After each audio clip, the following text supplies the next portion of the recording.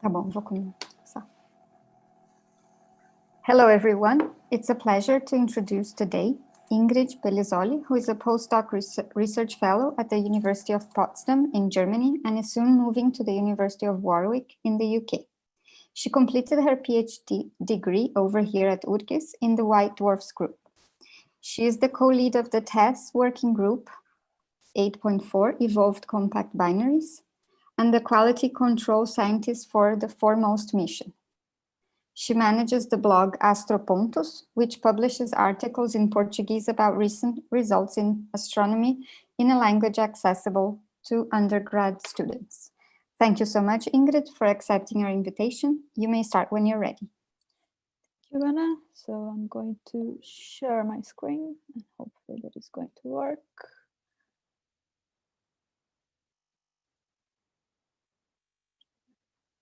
You see my screen, right? Yes. Oh, okay, perfect. So good afternoon, everyone. It's a pleasure to be back to what I still consider to be my home university, even if it's just remotely. So thank you very much, Anna, for the invitation. I'm going to show you today some results of a few different projects I have been working on that I'll show the importance of binary interaction in astronomy. Many people have been contributing to these projects. I'm not working all by myself. Some of them are listed here, but this list also goes on. But before I get to the binaries, which are going to be the main topic of my presentation, I just want to quickly review what we know about single star evolution. So single evolution depends mainly on the initial mass of the star. And for more than 95% of the stars, the final stage is going to be a white dwarf, as you might already be tired of hearing. Only the stars more massive than about 8 solar masses, depending on metallicity, can become neutron stars or black holes. In the intermediate stages in these processes, they don't vary a lot. From the main sequence, the star is going to become a giant or a supergiant before continuing on its evolution towards its final stage. So if we place single evolution into an HR diagram shown here in terms of color, absolute magnitude, this is more or less what we would see. So we see the main sequence where stars are going to spend most of their lives, and the giant branch up here, and down here, the white dwarf cooling track. This here is essentially real data, so it's real data from mostly the Hipparcos mission, which observed a few hundreds of thousands of bright stars, typically brighter than 11 or even 10. So there isn't a lot to see here, but if we go to the Gaia data release 2, which has more than 1 billion stars, we can see that this becomes more complicated, and there are structures in the HR diagram that cannot be explained by single evolution alone. We still see the main 3 branches that we had before, so the main sequence, the giant branch, and the white dwarf cooling track, with some extra scattering now because we have 1 billion of objects, but not everything in this diagram can be identified with these stages. In particular, there is this very prominent cloud of hot objects below the main sequence that, given that astronomers are usually super creative, contains the so-called hot subdwarfs. Subdwarf because they are below the dwarfs, which is the main sequence, and hot because they are hot. They are also known as extreme horizontal branch stars, and that is because, like horizontal branch stars, which in the previous diagram kind of overlap with the upper main sequence, they are also burning helium, but they stand out from the horizontal branch because they have lost their outer layers. So we have a star with a lower mass, a smaller radius, and that appears hotter since we are seeing closer to the core of the star because the outer layers have been removed. Typically, we have only a thin hydrogen layer remaining out around a helium burning core. The lifetime of these objects is relatively short, a few hundred million years, but is still long enough for us to observe tens of thousands of them. So the easiest way to remove the outer layers of a star and thus to form hot subdwarfs is through binary interaction. We can either have a common envelope channel in which case the companion star is accreting mass inefficiently, so matter is going to accumulate around these two stars, forming this envelope that due to friction is going to eventually be ejected, leaving the hot subdwarf with a close binary companion. If the companion star is instead accreting mass efficiently, we have a so-called stable Roche-Loborou flow channel. And in this case, the outer layers of the hot subdwarf progenitor are going to be slowly stripped away, leaving this star with a wide binary companion. Both these channels, they are corroborated and have even been partially motivated by the observations. We see around 50% of the systems to be consistent with the common envelope channel. We detect that they are in closed binaries either to radial velocity variability or to light curve variability.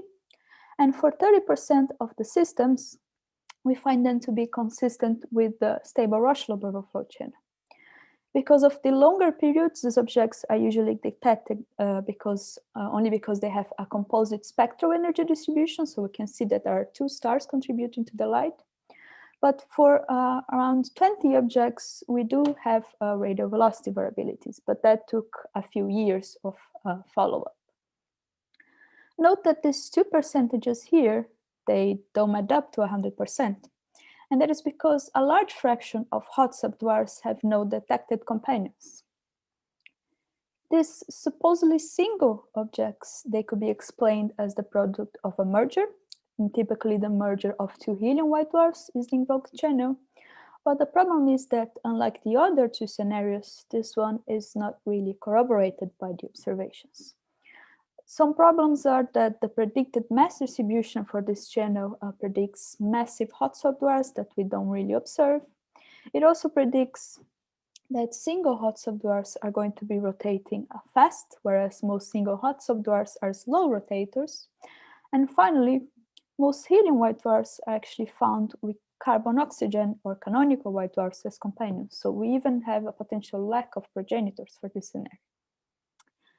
These are the main things I want you to know about hot subdwarfs for now. We are going to go back to them later.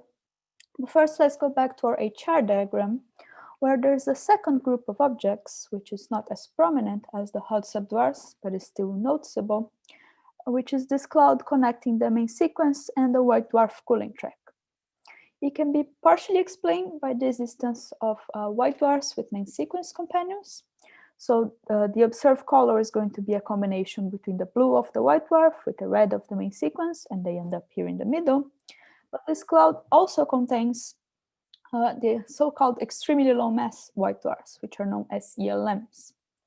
ELMs, as the name suggests, they have lower masses than canonical white dwarfs. And because of the way stability works for white dwarfs, that means a larger radius, and therefore they are more luminous than white dwarfs, than canonical white dwarfs, and they end up here above the canonical cooling sequence.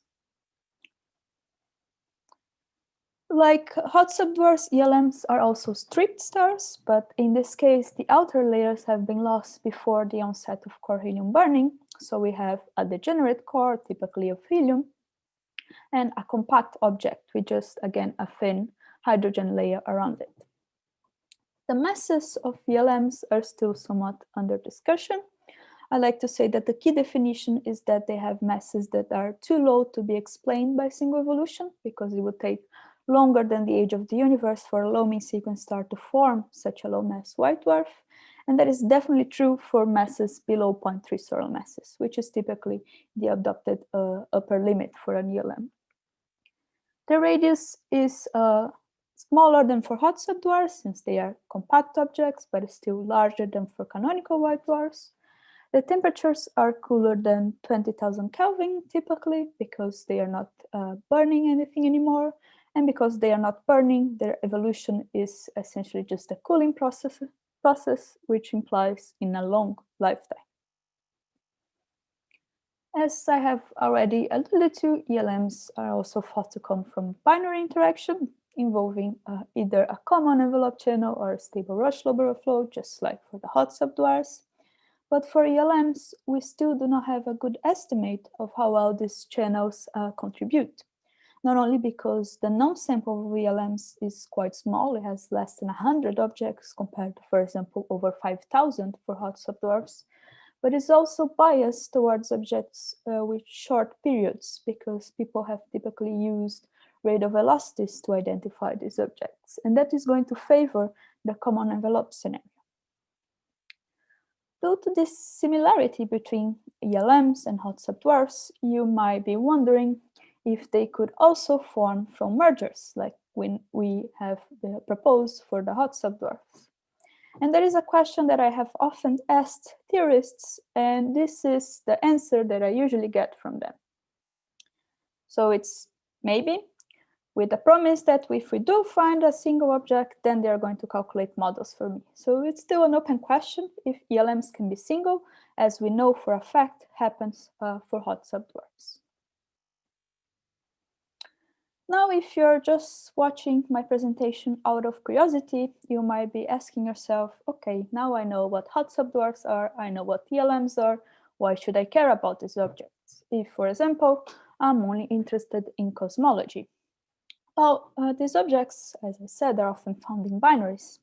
In many cases, they are going to have massive white dwarfs as companions, and that makes them potential progenitors of supernova type 1a or similar. Understanding the channels that lead to supernova is obviously important for cosmology because it's going to influence the way that they are used as distance indicators. And in particular, that is going to influence the systematic uncertainties associated to that. And that is very important at the moment. For this reason, hot subdwarfs and ELMs, they are of particular importance for cosmology. If you're instead interested in galactic astrophysics, these objects can also be relevant because if the companion does explode as a supernova, the ELM or the hot subdwarf is going to be ejected at high velocities as a runaway star. These velocities can be sometimes over 1,000 kilometers per second. And by studying the trajectories of these fast objects, we can place constraints on the gravitational potential of the Milky Way.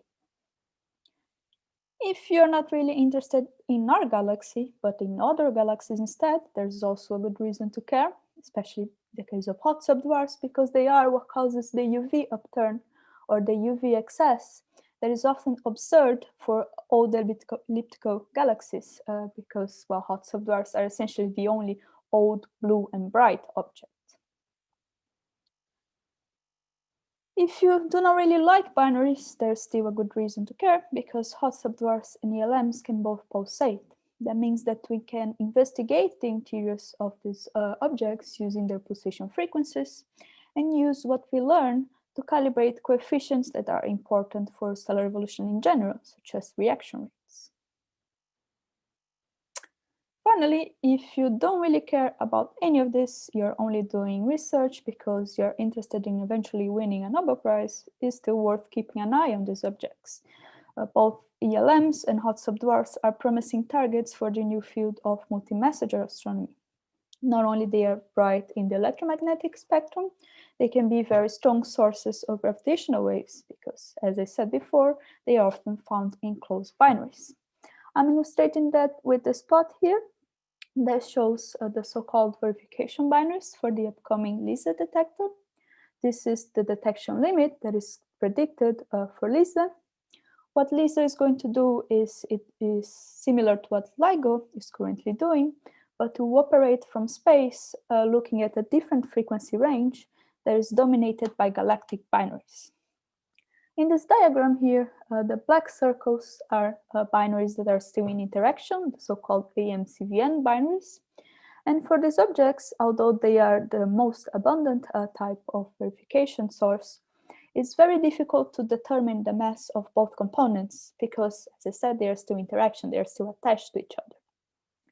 On the other hand, for the ELMs, which are the red triangles, and for hot subdwarfs, which is this blue square here, they all have massive white dwarf as companions.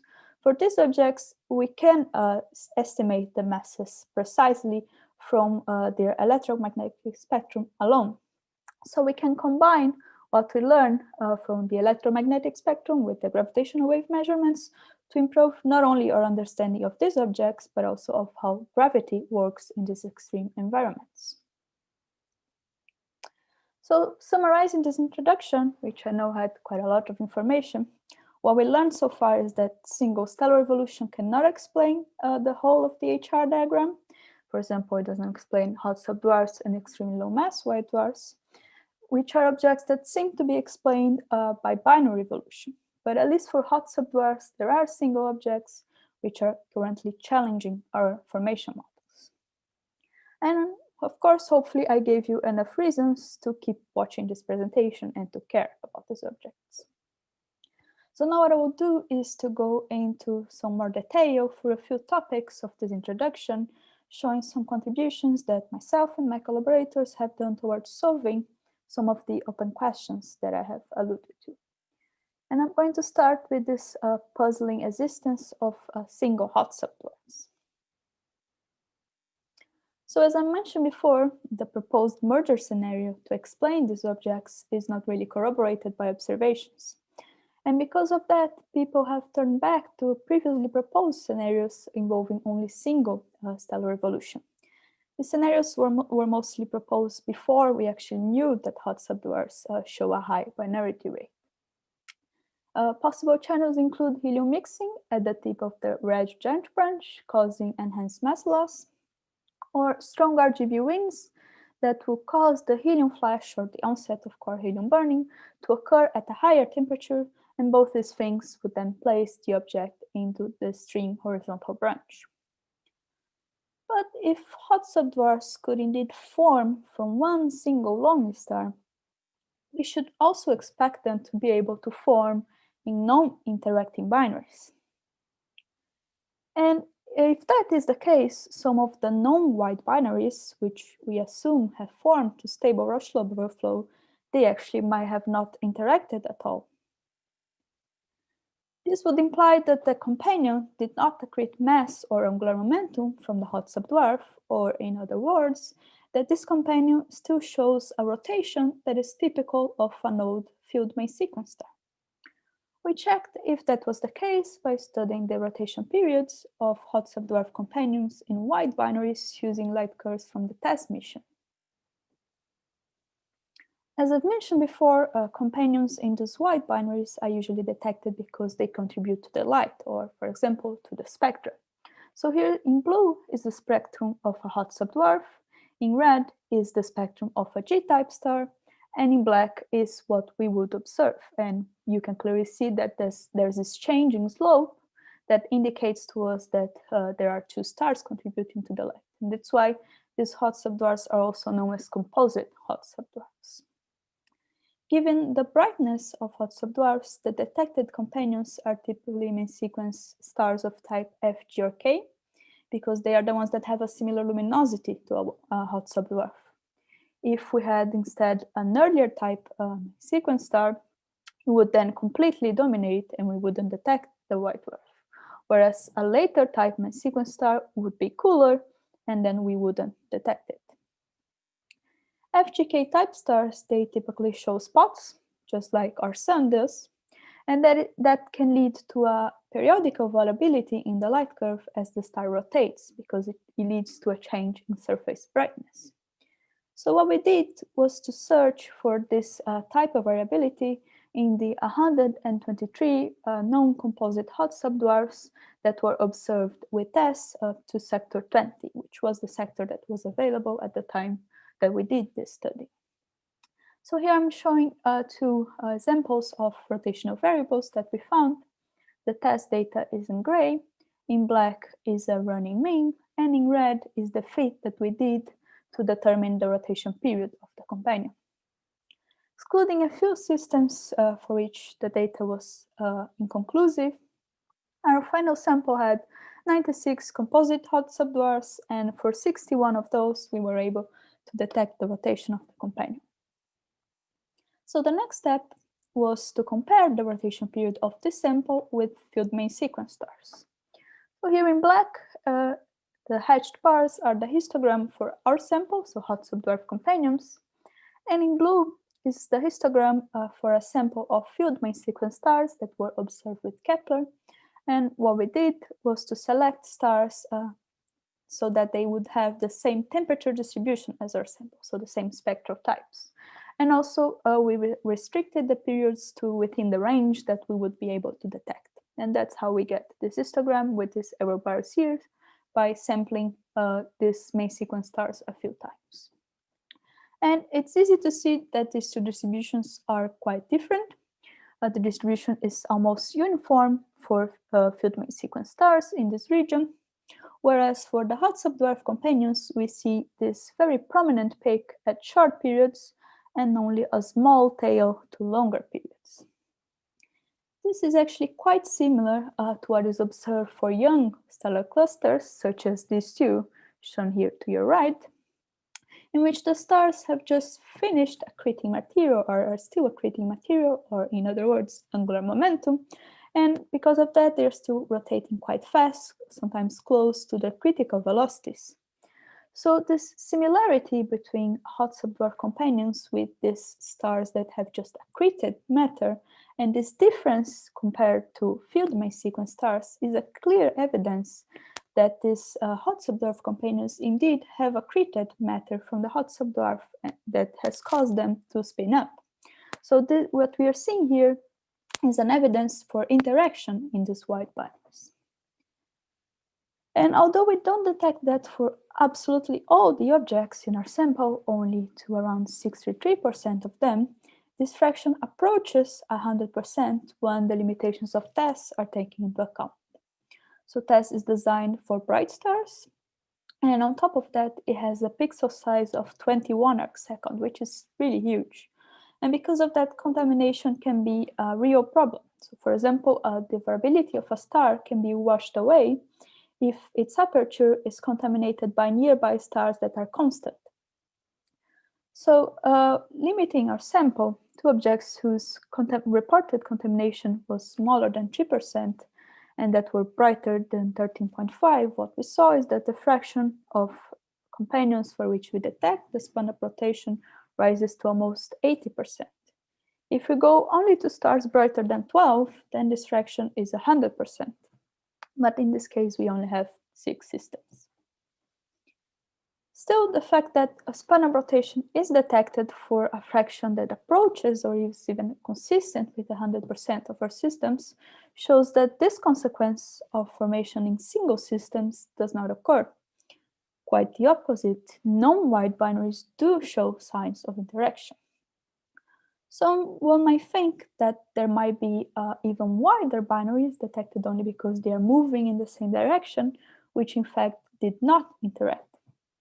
This would be expected simply because hot subdwarf progenitors, which are typically solar type stars that have had enough time to ascend to the RGB, they are found in the so-called common proper motion pairs.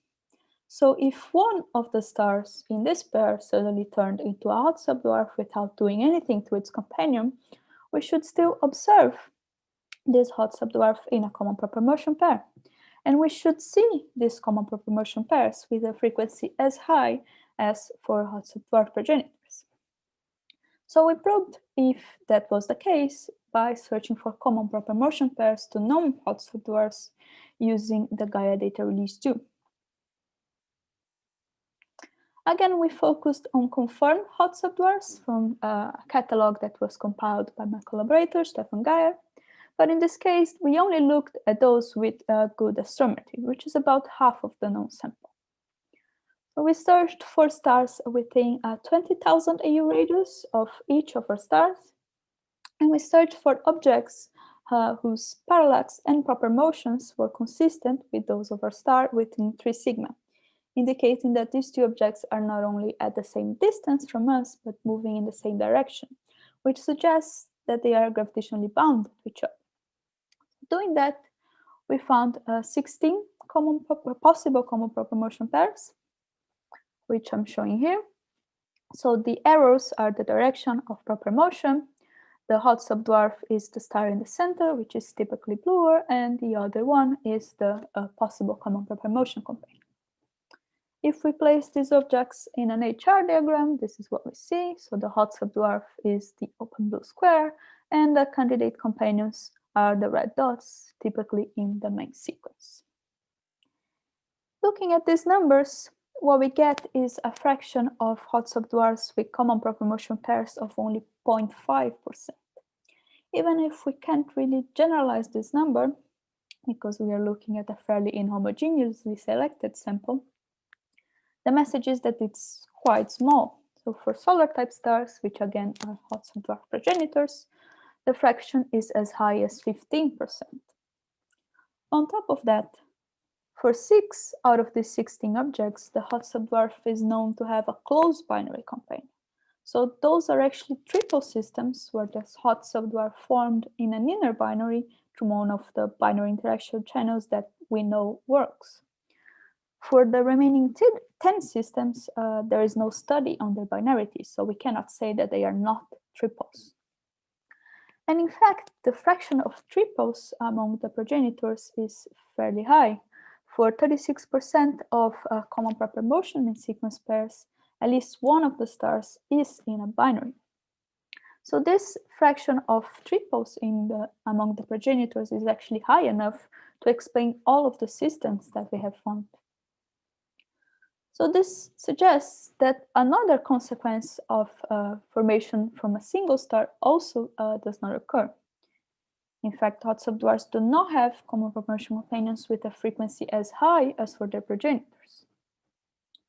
So combining the conclusion that we can obtain from the test data that even the widest systems that we know of show evidence for interaction, and the fact that there aren't any wider systems, or there aren't enough wider systems in the Gaia data release 2 data, leads us to the conclusion that hot subdwarfs actually cannot form without interaction. They are only found in binaries that are close enough to interact and that actually show signs of interaction.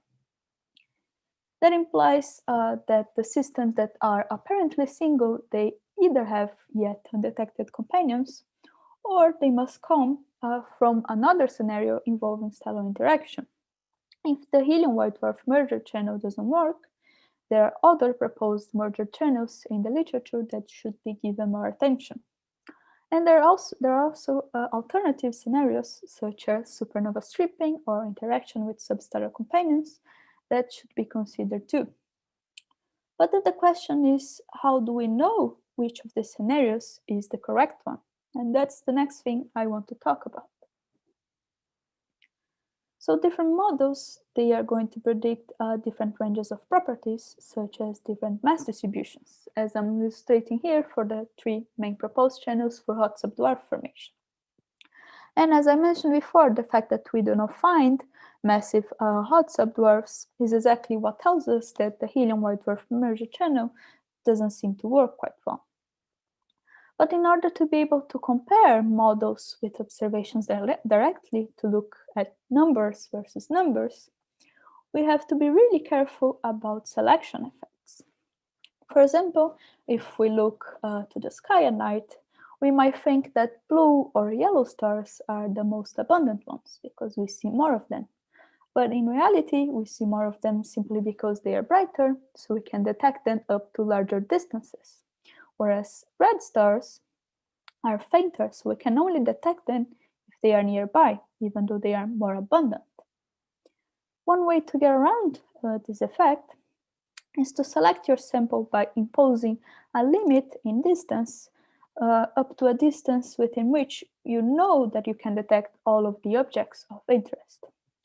Before the Gaia data, or especially the Gaia data release 2, building the so-called volume-limited samples was essentially impossible because we didn't know the distance to the stars. But now this is finally possible. So my group here in Potsdam has been working towards building a volume-limited sample of hot subdwarfs by selecting them using data from Gaia, where luckily they occupy this fairly well-defined parameter space. So the head of my group did that and identified over 40,000 hot subdwarf candidates, shown in the sky plot over here. And given the brightness and the detection limit of Gaia, we know that objects up to around 1 kiloparsec should be detected. To keep our numbers manageable, we are currently focusing on a sample up to 500 parsec that contains 635 objects, which is a number that is high enough to sample a significant number of hot subdwarfs throughout the whole range of properties predicted by the model. So we can properly test the models with this number of objects. About 30% of those were already known in the literature. The objects that we still need to characterize are the green dots in this diagram. So you can see that they are mostly around the galactic disk. And then what we did was to start an observational campaign to obtain spectra of these objects in order to confirm their identification as a hot subdwarf and estimate their temperatures, their radii, and masses, so we can compare the distribution of these properties with what is predicted by the different models, so we can see which model is explaining the observed population better. After around 30 nights of observations, our sample is now very close to complete. So we are at 92% completeness. We only need to observe the red dots in this diagram. And in fact, we should have done that already, but unfortunately, most of the telescopes were closed. So we still have to wait a little longer to finish the sample. But our analysis is ongoing. In this chart here, I'm showing the spectral classification of the objects that we have already observed. And one of our preliminary results is that there seems to be a fair amount of contamination by blue horizontal branch stars and main sequence stars in our sample. So it might be that some modifications to our selection will be necessary in order to have a large enough number of hot subdwarfs. In parallel, I have also been working to obtain a volume-limited sample of ELMs using the Gaia data. The advantage of this method is that now we don't need to rely on radial velocities to identify ELMs, so we are not biased towards any formation scenario. But the downside of the selection is that it's a bit more complicated than for the hot subdwarfs because of this overlap with white dwarfs with main sequence companions. But we can get rid of them, or at least most of them, by eliminating objects that have a red axis. And doing that, I've compiled a catalog of ELM candidates, which has just under 6,000 objects. And since ELMs are fainter than hot subdwarfs, it's only complete to around 500 parsec. Together with many collaborators, we are now carrying out observations of a sample up to 350 parsec that contains 415 objects. Similarly to hot subdwarfs, we expect that this is going to be enough to sample all the ranges of properties that are predicted. Here is a bit more complicated because only 6 of these objects were previously characterized in the literature, so the green squares, and we still have to characterize all the blue dots over here. Just over 10% of those already have public spectra, mainly from the Slow Digital Sky Survey, so mainly in the north, the green triangles up here. So we still have a fair deal of objects to characterize. So we are now carrying out an observational campaign to observe all of the sample. For the brightest stars, we have time with INT and with SOAR. And for the fainter ones, we have mainly been using Gemini, but we now have also time at the GTC in La Palma. Unfortunately, conditions haven't been really ideal. We lost quite a few nights at INT, not only due to bad weather, but because of the pandemic as well. And the same thing goes for SOAR. And with GTC, we haven't been able to start observing it. So our sample is still only 20% complete.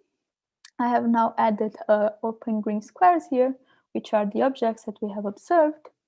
And you might notice that some of them don't have a blue dot inside. The blue dot is our current sample.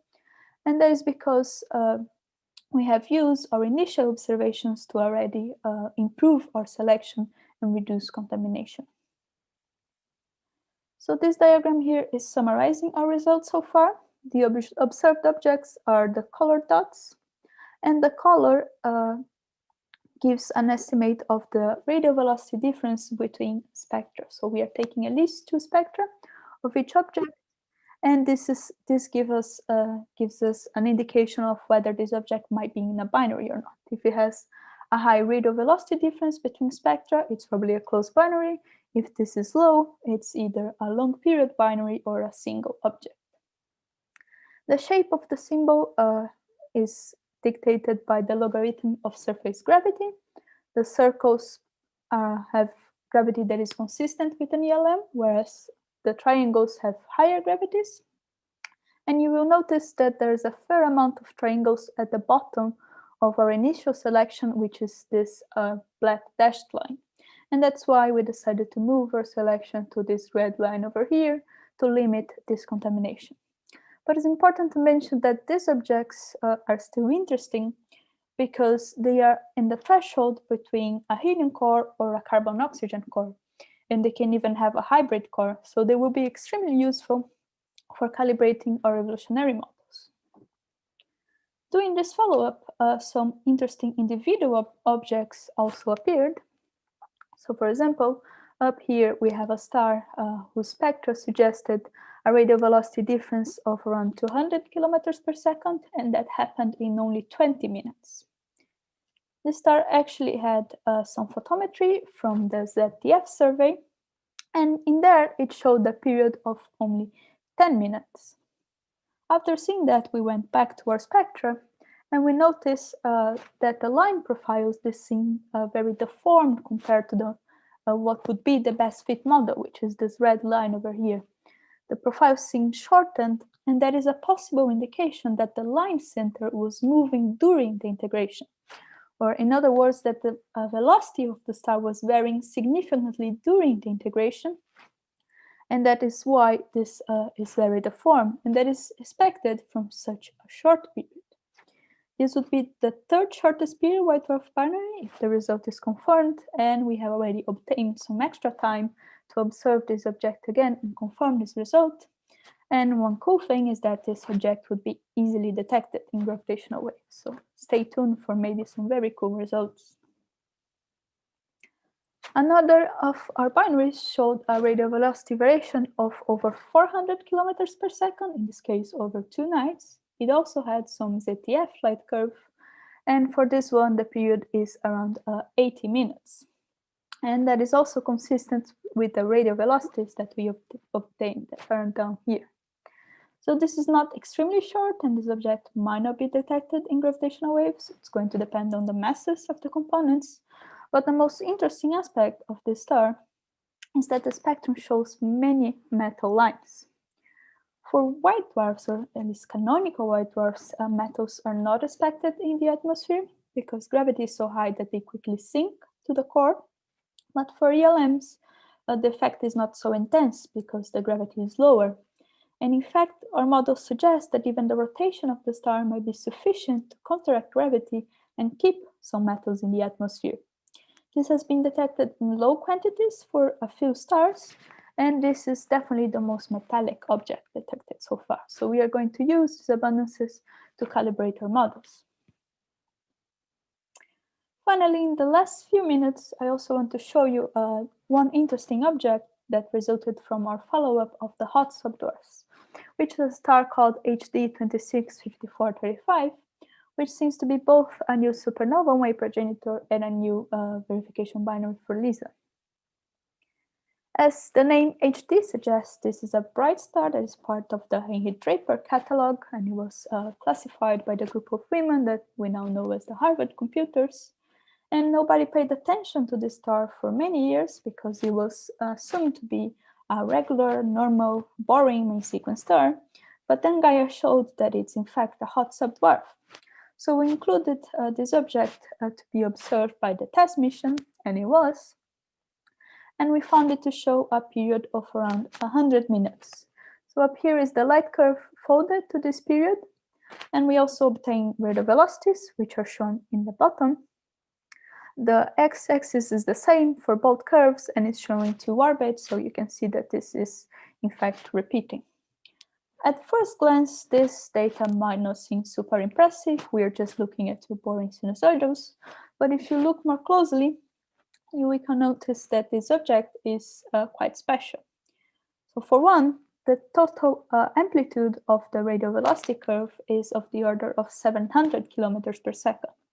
And that implies that the hot subdwarf must have a massive companion to cause it to move so fast. This massive companion, or its gravity, is also deforming the hot subdwarf, causing it to have an oblate shape. And because of that, as the system rotates, we are going to observe a different flux because we are seeing a different surface area, as illustrated in this GIF here. And that's what causes this so-called ellipsoidal variation. If you look even more closely, you can see that the depth of this minima is different. And that is because of an effect called gravity darkening. What happens is that the equator of the hot subdwarf has a larger radius because of the deformation, so it's cooler and therefore darker. So the depth of the minimum depends on whether we are seeing more of the star's pole or more of its equator. And the height of the maxima is also varying, and that is due to another effect that is called Doppler boosting. What happens is that when the star is moving towards us, or when it has negative velocities, the light gets a boost and hence we detect more flux. Modeling all of these effects, you can see our model here as the red line, whereas the data is the black, but maybe you can't even see because it fits so well. We inferred the mass of the companion star, and we found it to be a white dwarf with a mass of the order of 1 solar mass. Combining this 1 solar mass with the half of solar mass of the hot subdwarf, we have a total mass above the Chandrasekhar limit, which implies that the system is a possible supernova progenitor. Given the mass of the white dwarf, we can have either a double degenerate scenario, in which case the explosion would occur when the stars merge, or a single degenerate scenario, in which case the white dwarf would explode by itself after accreting enough mass. And last but not least, because of the high mass and the relatively short period, this object is also emitting gravitational waves above the LISA detection limit, this red square over here. So it is a new verification source for this upcoming mission. So that's all I wanted to show you. I hope you enjoyed the talk. And if you take only one message home, let it be that binary evolution matters. It's important not only for binary stars, because it can also lead to single stars, and it has consequences to many fields. So thank you. Thank you, Ingrid, for your excellent talk. For the people following us on YouTube, please post it in the chat and our speaker will answer them later.